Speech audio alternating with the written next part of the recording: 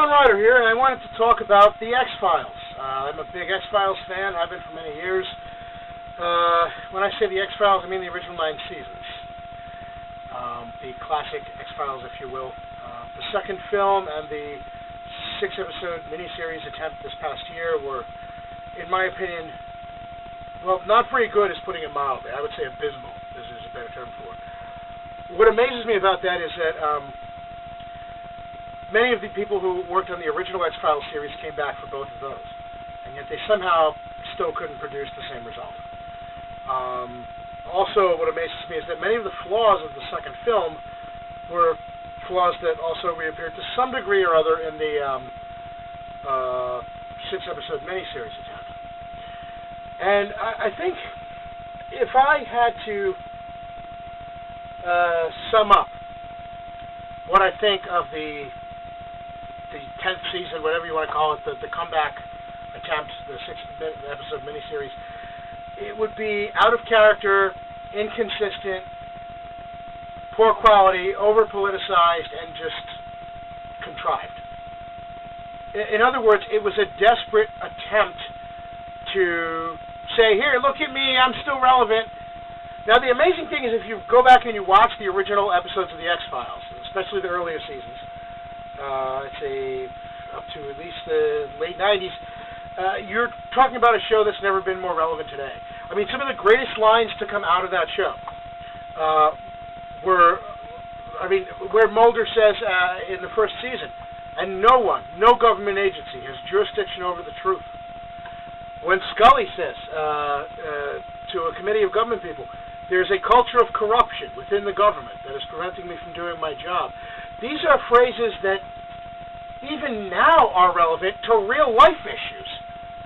And the ideas behind them, of accountability, of oversight, of people not being able to make important decisions in the shadows, hidden from the eyes of the citizenry that are affected.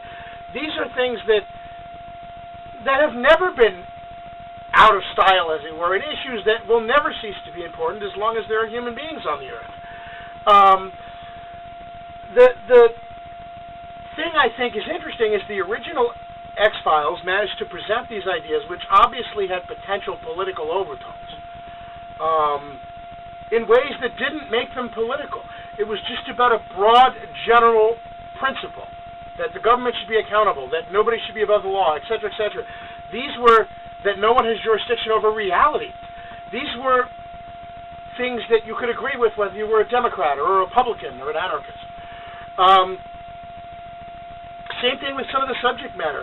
Many of the episodes dealt with, famously, Darkness Falls, dealt with the issue of logging and the environmental concerns of that and so forth.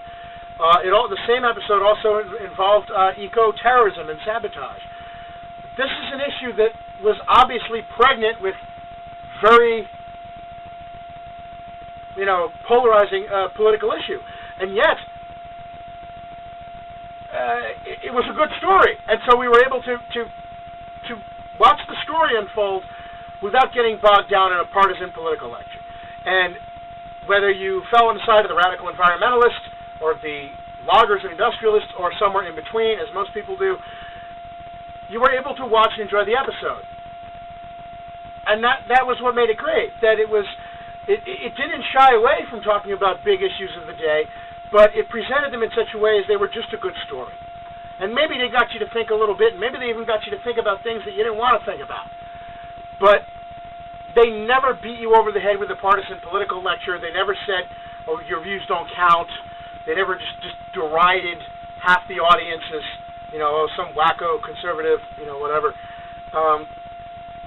The 6-episode miniseries opens with them basically saying everything is Bush's fault and evil oil companies and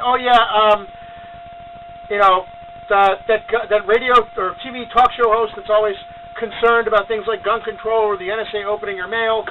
Oh, he's an asshole, just like Bill Riley. Given that the show aired on the Fox network, I'm surprised they were able to pull that off. I give Fox Network credit on one hand for being big enough and thick-skinned enough to do that. On the other hand, for the maybe half of the X-Files audience that might be middle of the road or even conservative, that was insulting. Okay, it was insulting. The whole presentation of the new series was just, it didn't live up to the original in more ways than one. One of the ways it didn't live up to the original, it wasn't just the over-politicalization and trivialization of the show. It wasn't just that the acting was bad, the characters seemed like cardboard cutouts or even caricatures of themselves. The famous interplay between Mulder and Scully was reduced to, in many episodes, both agents sort of nodding their heads and saying, yeah, nothing to see here. Literally. Look at the episode, Mulder and Scully Meet the Weremonster. In trying to make the show seem updated and relevant, all they really seem to be doing is showing how far they've sunk since the heyday of the X-Files. When, Mulder and Scully were, they worked together as a team. They weren't like this bitchy old couple griping about, all the hard choices they had to make back in the day when things really mattered, which seemed to be the overarching theme of the miniseries and the comeback attempt.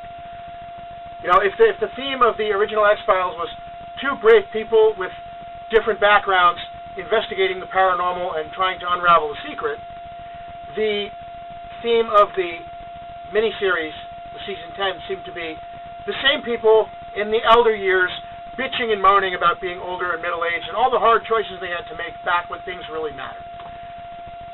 Nobody wants to see that, me included. I don't care how big an X-Files fan you are. Another thing they did was they broke continuity.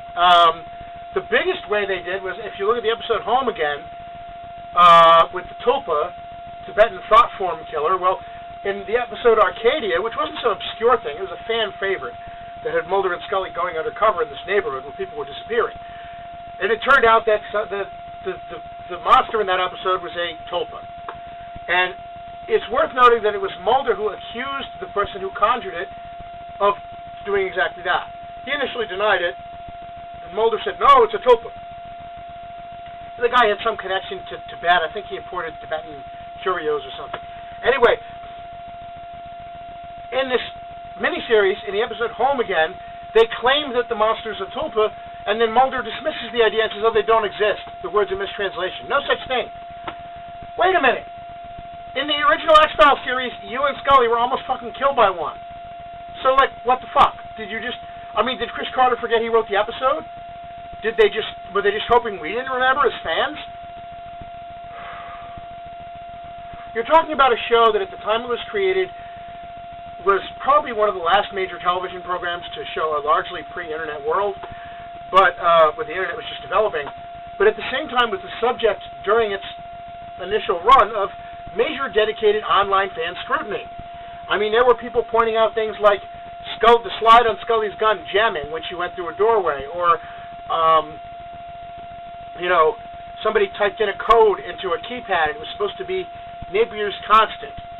And it wasn't actually Napier's constant. Some mathematician geek actually looked that up and said they got it wrong, etc. So there are fans who were following this and looking for things. So you're going to come back after a hiatus of over a decade, and you're going to give them rehashed bullshit that breaks continuity, is poorly presented, over-politicized, and just reaching for relevancy that you don't need to reach for because the original content is still relevant today. All they did was ruin the X-Files for a lot of people. It's kind of the same thing as the second movie, where my main problem was the plot seemed kind of trivial, and especially after the way the series finale supposedly ended in the episode The Truth in season 9. Mulder and Scully were on the run as fugitives from the federal government. And then in this movie, we'll welcome you back if you help us solve a missing person case. It was just all out of proportion to the grand. These are two people who know about the planned end of the world and the government's dereliction of duty and cover-up in that regard. And they're fugitives from the government because of that, essentially. You're going to let them back in to the legit side of society if they just help you solve one routine missing persons case that involves illegal medical experiments. Really. That was how they tried to bring Mulder and Scully back, with a story that might have been an okay Freak of the Week episode, but wasn't movie fare, and was done in such a way that the characters were acting out of character, and it wasn't very good, put it that way. There were one or two good lines, just like, I'm not going to deny there were one or two good lines or funny scenes in the, or good scenes in the miniseries, but one or two good moments doesn't make up for a bad 6 episodes, right? Especially when they had so much original ideas in the original series. And then they had an intervening 10 years. They couldn't come up with anything better than rehashing a couple of the old ideas from before in such a way that broke continuity and didn't do it as well. No. Even Mulder's mushroom-induced drug trip can't make up for that. So, in short, the new X-Files series, it didn't work. And I think it spoiled the X-Files for a lot of people. Again, to the comparison to the second movie, I remember when I was, I think I was still in college? I'm trying to remember, but it was some years ago now that came out. And myself and a good friend of mine and his sister went to go see it. And the sister wasn't an X-Files fan, and I think his brother-in-law. And the sister wasn't an X-Files fan, so the brother-in-law and my friend and myself all were like, oh, you got to see this. The X-Files is awesome, man, woman. And so we brought her to the theater to see the X-Files, and she left saying, I can't understand why you guys are so psyched about the X-Files. That was trash. And I had to say, I hate to say it like this, but I agreed with her. The second movie ruined the X-Files for a lot of people who hadn't gotten in on the original series and didn't know what it was like. And this miniseries, I think, did that too. Now, my hope is that a lot of people, in preparation to watching the miniseries, because it was introduced with a lot of fanfare, people knew it was coming. My hope is that a lot of people went out and they, got DVDs or Netflix or something and watched the original X-Files, so they knew what it was like in preparation for seeing the new series, even if they only watched a few episodes. And my sincere hope is that if you went and you got the DVDs of the original X-Files and you watched them, that you, even though the new series or miniseries was crap, since you've seen the original, you wouldn't walk away thinking the X-Files was crap. But if all you saw was the new series, I think you would. I think that's a shame. I think they had a lot to work with and a lot that they could have done to build on the series, and all they did was tear it down. And I honestly don't know why. It felt like, if I had to describe what it felt like, it really felt like that old song, Garden Party. Played them all, the old songs, thought that was why they came. No one recognized me. I didn't look the same. And, it felt like a half-assed reunion tour. Like, you get a bunch of people back together to reminisce about what it was like back in the day. Reminiscing can be fun. It can be informative. But not when you break character, nobody is as good as they were before. At some point, you got to quit when you're ahead if you can't build on what you've accomplished already. Maybe the X-Files should have quit while it was ahead.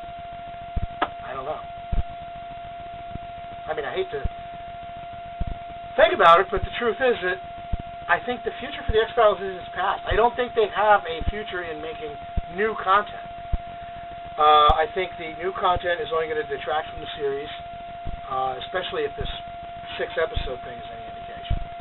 So if you want to watch the X-Files, go get yourself a DVD player and a library card, or go on Netflix or something and watch the real X-Files, as we'll call it. Like the real Ghostbusters. This is the real X-Files, okay? Not this 6-episode shit.